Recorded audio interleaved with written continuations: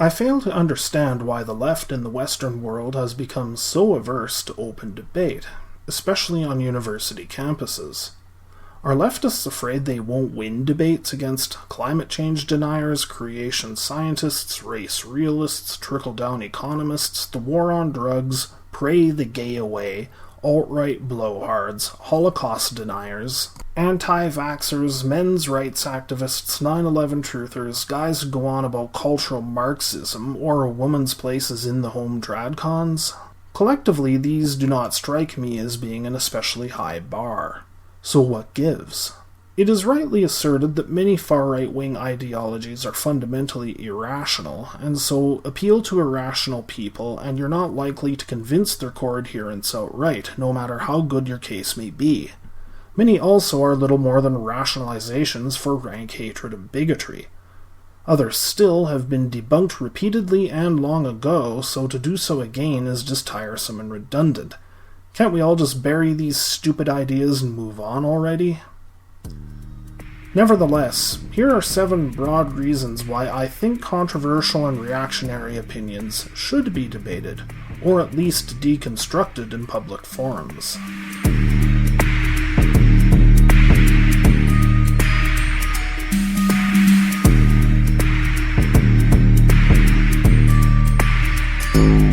One, you'll bring moderates and fence-sitters into the more rational camp.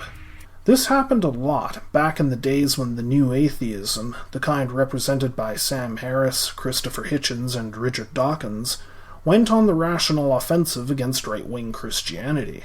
I saw it happen online countless times during Bush's second term in office. In fact, it's precisely what happened to me. Regrettably, however, progressives are not repeating this prior success with the alt-right movement today. No platforming the alt-right actually contributes to the image they are seeking for themselves as a force to be feared. A force to be feared is a force to be respected, maybe even a force to seek the protection and allegiance of in uncertain times. When Hillary Clinton presented the alt-right and its internet icons in terms similar to the way the religious right fearmongered over rock music back in the 1980s, she virtually handed Donald Trump the presidency. Contrast this with the scathing deconstruction and ridicule to which the new atheists subjected the religious right. The liberals, at long last, took the initiative. Rather than no platform the religious right, they made damn good and sure everybody heard, from the evangelists' own mouths, exactly what they believed and how nonsensical and stupid it really was. Memes that ridiculed religious conservatism, invisible pink unicorns, flying spaghetti monsters and the like, were viral phenomenon. Yes, hard as it may be to believe today, it was the progressives who were using meme magic in those days. That makes Hillary Clinton's fear campaign-mongering and hysteria over a cartoon frog all the more laughable and tragic. Let's look at it from a different angle. Guys on 4chan were using, among other things, a cartoon frog and an attendant cult of Kek to attempt to revive fascist ideology in order to get Donald Trump in the White House. The comedy, mixed in with a no-nonsense critique of their antiquated racial pseudoscience, pretty much writes itself at this point. Had Hillary taken that approach, would world affairs now be different? And I say this with all due respect to Pepe the Frog. I must admit I do have a soft spot for the guy. I can sympathize with him. I know what it's like to be on the receiving end of baseless moral panic. 2. You avoid the lure of the forbidden fruit effect that fringe opinions have with certain kinds of people. If you explain the reasons why you think the way you do, you prove that you and the political faction of which you are a part have nothing to hide.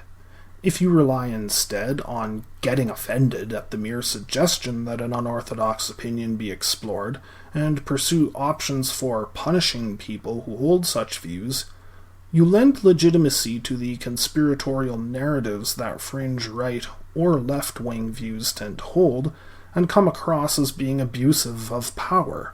This may even generate sympathy for those views, People naturally sympathize with the underdog.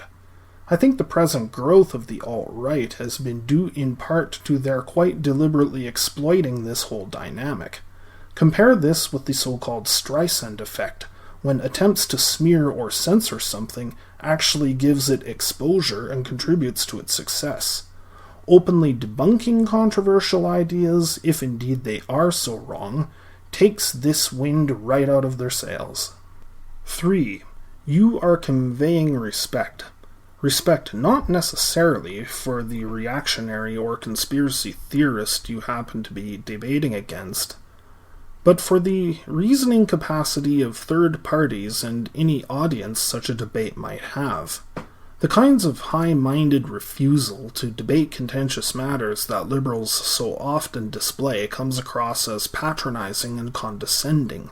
They assume audiences are like small children who need to be protected from potentially harmful opinions and too stupid to tell good ideas from bad. Liberal people, especially with their professed egalitarianism and respect for the marginalized, have no business adopting such elitist views. This is, of course, true of some people, and those who refuse to change their minds to accord with the facts should be held to censure and ridicule. But surprisingly large numbers of people are put off by smugness, and may not care what you have to say, no matter how right you are, if you come across as a pompous know-it-all. This is especially true when progressives imply, as they often do, that to disagree with them on anything is to be racist, misogynist, or a Nazi. Increasingly, people are not taking kindly to the emotional blackmail implicit in this kind of argumentation, and are taking their loyalties elsewhere, and so they should. Progressives are not owed loyalty or support any more than anyone else is, and need to stop using the good names of anti-racism and feminism as a legitimizing cover for their own snobbery and propensity to disrespect other people. 4. It is an opportunity to illustrate what good and bad thinking are and how they work. This is especially true in educational environments. Explore the fallacies, and not just straight-out logical fallacies. Explore the deeper psychological appeal that extremist politics and conspiracy theories have, at least for certain personality types. Do not assume that the reason people hold reactionary or radical views is always bigotry, stupidity, or some kind of vested interest, although any of these may be the case, and the use of ideology to rationalize privilege, prejudice, or abuse of power should, of course, be explored. But people's reasons for believing what they believe are surprisingly complex. Subtle shifts in mental framing, for instance, can cause the same issue to appear very differently to two different people, and both views may be held and advanced in good faith and with the best of intentions. It becomes increasingly important to understand this as politics grow ever more polarized. There are certainly times when it's appropriate to call people out for advancing spiteful, hateful, or flagrantly self-serving views, but be reasonably sure all other possibilities have been explored before resorting to this, or it is you and your own side that will ultimately come across as looking vindictive and power-hungry, when it turns out the victim of your self-righteous wrath really was acting in good faith all along. Failure in this regard is damaging the image of progressive politics today, at a time when such politics have never been more needed. The current tactic of moral outrage and no platforming risks leaving students vulnerable to bad ideas down the road.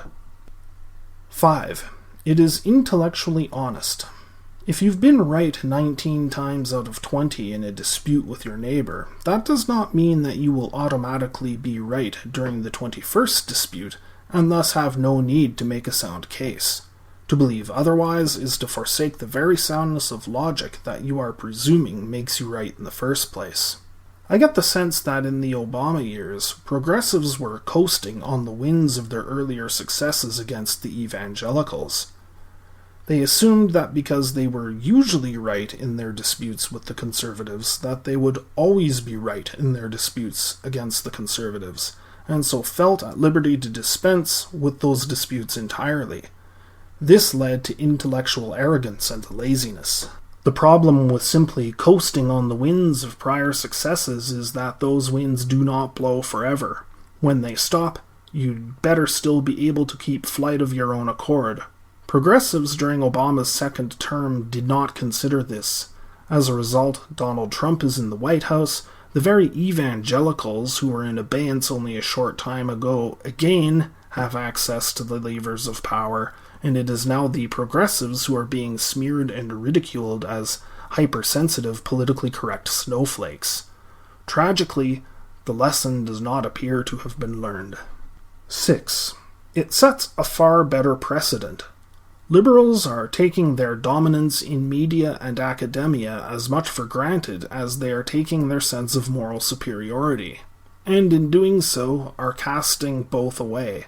Do they really think that they will enjoy the advantage of institutional power and media bias forever?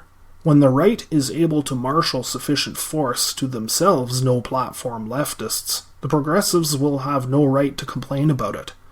Don't think it can happen? Surprise, it already has. McCarthyism, anyone? The Red Scare, anyone? That's what's so unfortunate about the left's newfound enthusiasm for getting so-called racists or homophobes fired from their jobs. They didn't like it when socialists and trade unionists were blacklisted for their politics, and rightly so.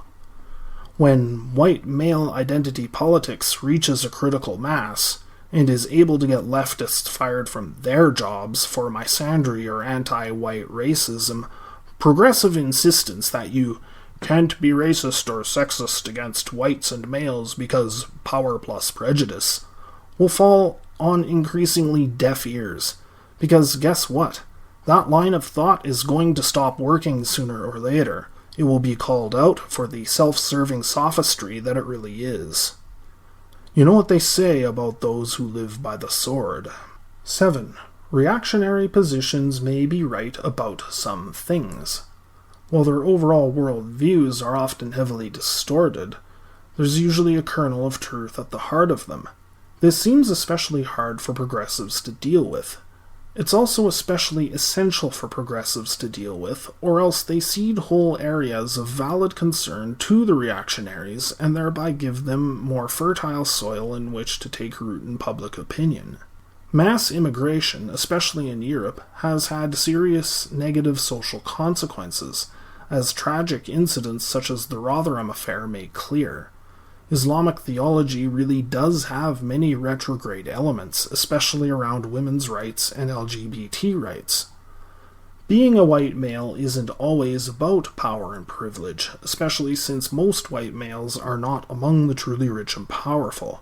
Men do indeed face disadvantages that women do not, all other things being equal, as any divorced father dealing with the family court system would be more than happy to tell you. Sexual liberation has contributed to family breakdown. Concerns over globalism are not merely anti-Semitic conspiracy theory fear-mongering. Economic globalization and the financialization of the economy have been devastating for the working classes, have decimated organized labor, and it wasn't all that long ago that opposing globalism was top priority for the political left. It still needs to be. Left-wing thought really has become hegemonic on many college campuses as a result of a long march through the institutions, cultural Marxism so-called. If progressives fail to acknowledge any of the above, or worse, try to suppress expression of any of the above, it will be their own reputation that suffers in the end. It is impossible to completely suppress information and ideas in the internet age. If the progressives do not listen to and acknowledge the legitimate grievances at the heart of many reactionary ideologies, those grievances will then serve to lend legitimacy to the illegitimate bigotry, paranoia, and scapegoating that reactionaries build up around those grievances, and leftists will have no one to blame for the outcome but themselves. Conclusion. It's easy to simply dismiss reactionary views as stupid, not being worth the time of serious thinkers, as base fear-mongering, bigotry, or mere self-serving rationalization for privilege and abuse of power. Too easy, in fact, and a culture of smugness, arrogance, and ideological entitlement has set in among liberals, especially in media, in academia, and online. But it is a culture that threatens to undermine the very virtues and principles upon which liberal and progressive worldviews profess to rest. More and more people across the political spectrum are simply not accepting the progressive sense of entitlement to be agreed with on all things without question or explanation, or else racism, misogyny, Nazi. Taking the time to marshal the facts and build a case against reactionary views from the ground up is not easy. Taking the time to advance and defend such a case in a public forum is likewise not easy and does not guarantee immediate results. Many reactionaries will cling to outmoded and disproven views no matter how strong the case against them. This is understandably quite frustrating. But in the long run, progressives have no choice, especially in the era of social media and ease of access to information. The criticisms of liberal snobbishness are not going to go away simply because liberals happen to have access to most agenda-setting media and can use it to handwave these criticisms. Liberals do not get to be right just because they want to be, any more than anybody else does.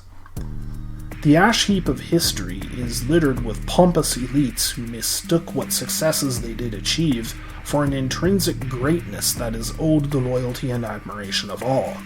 Assuming that one is owed agreement and loyalty today because of successes earned due to hard work yesterday is easy. Understanding that one must keep doing the work today in order to earn agreement and loyalty tomorrow is hard. But if progressive values are to continue to have a tomorrow, what is hard is what must be done today.